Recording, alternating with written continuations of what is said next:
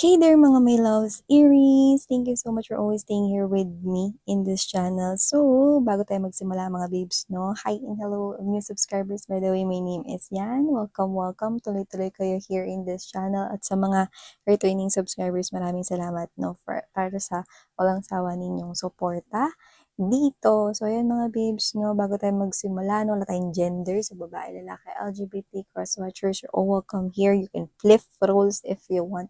And of course, mga babes, no, don't forget that you have your own free will. Malaya kayong gamitin yan. It's all yours, okay? So let's go ahead and check these messages here for you guys. Now, let's get this one because it's about to flip. We have here this Knight of Pentacles energy. This could be your energy here. I do pick up that this could be your energy or the energy here of someone you're dealing with. I'm seeing that kung ikaw ito, nakikita ko na meron ka ditong, excuse me, meron ka ditong person dito, no, na nalalapitan na matagal mo nang hindi nakikita, no. But I do sense right here that this person here is somewhat special to you. So, pwedeng i-approach mo siya, no, or lapitan mo siya, no, or sabihin mo yung nararamdaman mo sa kanya, no. Might be a confession for others of you. Very sincere kasi yung nakikita kong offer dito, no. If this is a love and um a romantic relation or connection, I do pick up that matagal ka rin nag-hold back sa feelings na ito, but now I'm seeing you doing it. You're coming to this person really slowly, but still, may movement. Yan. At kung ito naman yung kadil mo, I'm seeing this person here na ganun din. Okay? After a very long time, this person here is now taking that action. No? Pero, yun nga, no, unti-unti ko siya nakikitang lumalapit sa'yo. Very sincere at very passionate ang kanyang energy. So, kung sino man to Aries, no, nakikita ko na sincere siya sa paglapit niya at kung ano man ang kanyang sasabihin sa'yo. Yan! See? Okay, just take how this resonates. Let's see. This is for Aries, Person, Angel Guides, at Angel Michael. Maraming salamat. This is for Aries. Messages we need to know about Aries, please. Messages about my dear Aries. Nakaramdam ako ng pain sa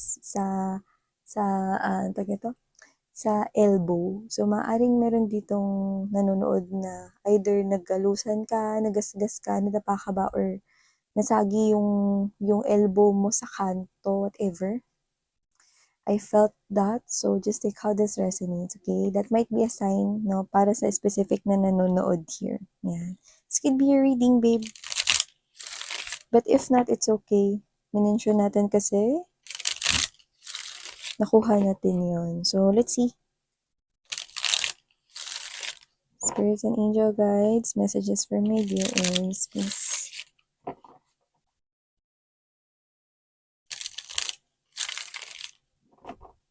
Okay. Someone sad. Someone sad, pero I do pick up na kung sino man yung sad na yun, di mo pa nakikilala. Let's see. I do pick up that strongly. 12 swords. Yeah, di pa nakikilala. Look at that. Full card energy. You could be meeting this person here by chance.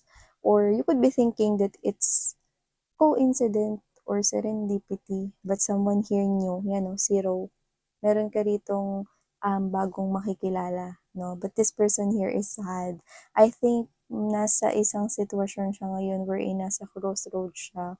With this Two of Swords energy, mukhang meron siya ritong kinakailangang i-figure out or gawin na desisyon sa buhay niya. So, I don't know what that is specifically, but that is not just romantic situation. Yung iba, parang meron sila ritong kailangang desisyon na gawin na walang kinalaman sa'yo kasi nakukuha ko, hindi mo pa naman to nakikilala pero merong sadness sa kanyang energy, no? Naguguluhan siya with a lot of clouds right here and this person feels really blue. Alam mo yun, yung feeling down, feeling sad, no?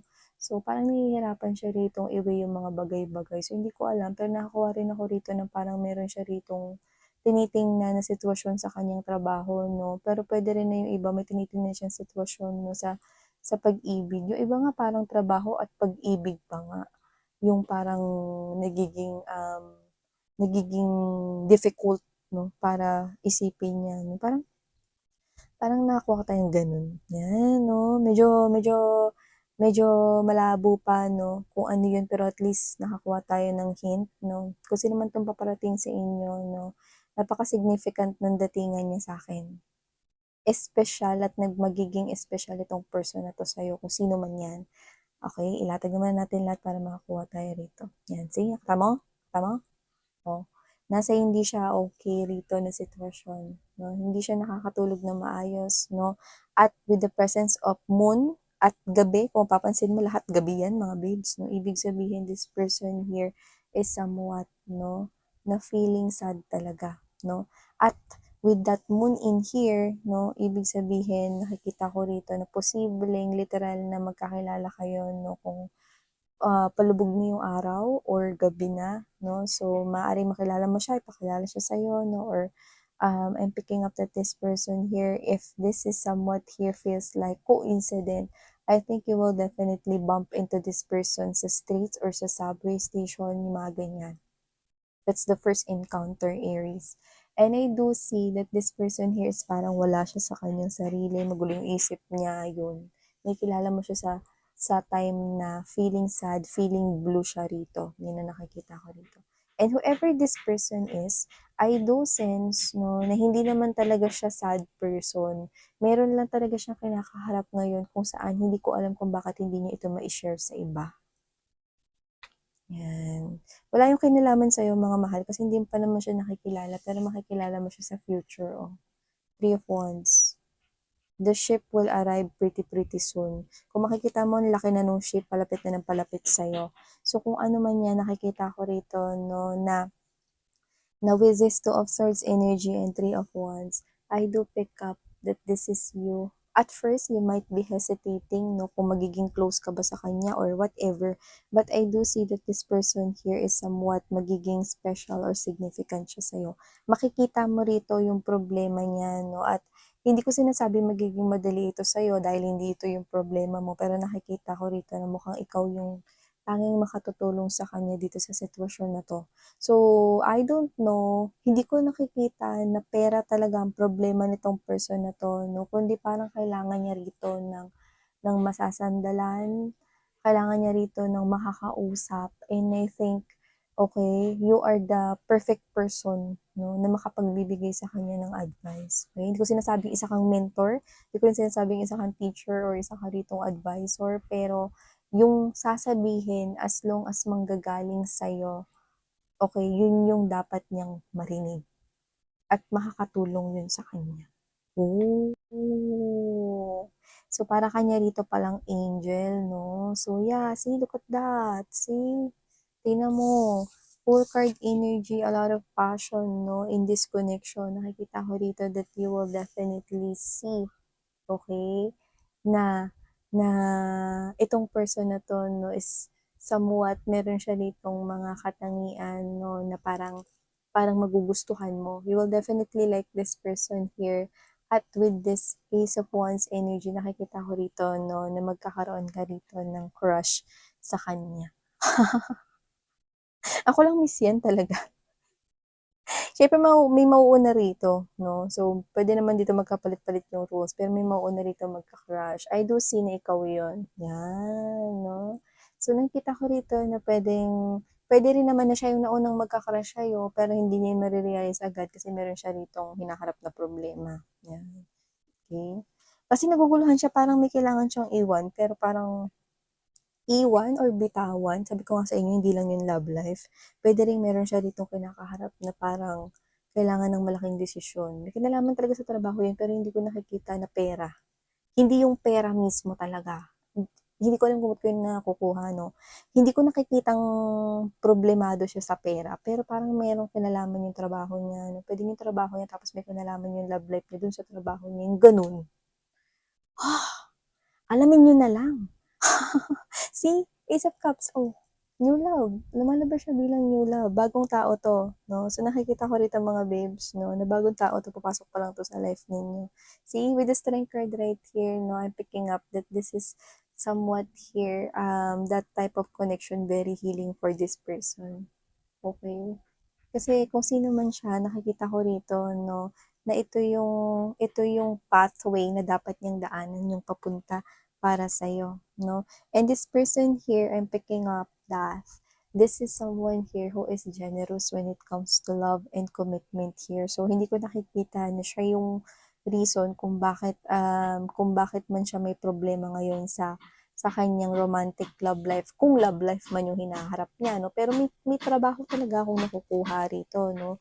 So kung sino man 'to 'no, nakikita ko na malihim siya, tsaka meron naman siyang mga friends, pero hindi ko alam kung bakit hindi niya mai-open yun sa kanila. Hmm. Well, if you're gonna ask me kung ito bang person na 'to na sinakop yung reading ninyo Aries 'no, is someone na maganda ba yung intensyon, hindi ba siya masamang tao, Miss Yan? Hindi, eh. Hindi babe, hindi siya masamang tao. Actually, nakukuha ko siya bilang someone who is stable. Stable nga siya sa money, nakuha ko ito, kaya nga sinasabi ko sa inyo hindi naman yung problema yung pera mismo, eh, 'no. So, hindi ko nakikitang uutangan kayo nito. Pero meron siyang kinakaharap na parang meron siyang issue sa trabaho na puwedeng kasali rin yung issue sa love life. Malalaman niyo rin 'yan, kaya huwag kayong mag-alala. Kasi nakikita ko dito for a lot of my Aries out there, I do see that for most of you na makaka-resonate dito, you will definitely have this, ito pala yung sinasabi ni Miss yan. Yun pala yung problema niyan. Kasi iba-iba kayo rito ng sitwasyon, iba-iba yung sasabihin niyang problema, pero malalaman mo yung trabaho tsaka yung love life niya, parang medyo may ano, hindi ko sinasabi may ka-connect siya ngayon, hindi yun yung pinupunto ko. So, hindi ko alam kung bakit kasama yung trabaho at kasama yung pag-ibig. Parang complicated, ganun. I go. So, okay, aside from this person here 'no, nakikita ko rito na meron kayo ritong, good news na paparating sa inyo kung saan may excite kayo, matutuwa kayo 'no, you will definitely jump out of joy 'no. Magiging happy kayo dun sa mare-receive ninyo, like literally 'no, yung pagkabasa niyo excited kayo, yung parang kunwari 'no, naririnig niyo na yung kartero na tinatawag yung apelyido ninyo 'no, bababa pa lang kayo sa pinto, bubuksan mo pa lang yung pintuan na excited na, gano'n.